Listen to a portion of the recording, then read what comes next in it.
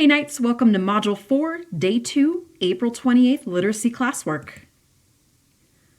Objectives and goals for today. You will be able to continue building and applying your knowledge of the 1918 flu pandemic by connecting historic events and moments from the article you read yesterday to survivor stories and poetry that you read today. Your language objective is that you are able to comprehend a poem by answering questions using phrases from the question.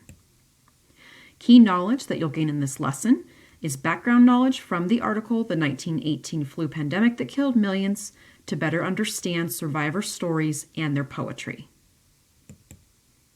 As a reminder, every time that you see this gold star, you have something to do on that slide, such as writing, picking a multiple choice answer, or dragging and dropping different pieces.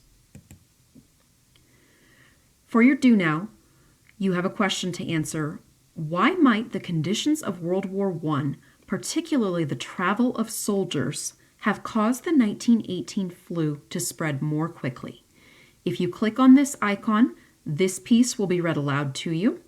We'd like your answer for the do now to be 2 to 3 complete sentences, and you need to use the word pandemic or contagious in your answer. Here's a sentence starter to get you started. Next, we'd like you to take a look at a political cartoon. After you study this cartoon in detail, we'd like you to consider, what does this cartoon reveal about how people felt about the flu? Please answer in 2 to 3 complete, thoughtful sentences. Next, you have a section where you are asked to read a survivor story written by Martha Risner Clark, who survived the 1918 flu pandemic. As you read, you need to add 3 comments for the following purpose.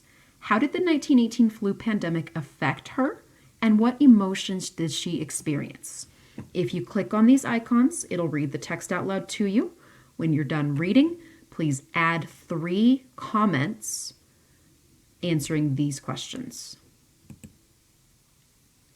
Then, we'd like you to consider, why was Martha lucky to survive being infected with the 1918 flu?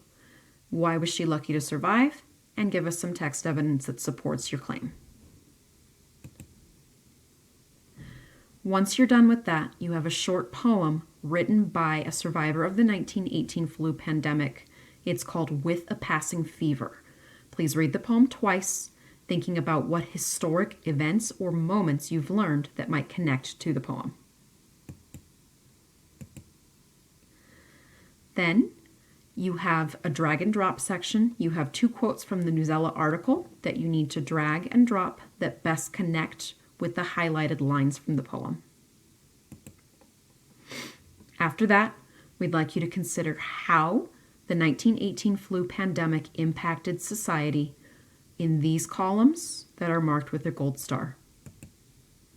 Your last piece of today's lesson is to finish up the mastery check in Edulastic entitled DL_nonfiction_MC_day 2. Have a great rest of your day. Message us with any questions, concerns, problems, or if you get stuck. See you later, Knights.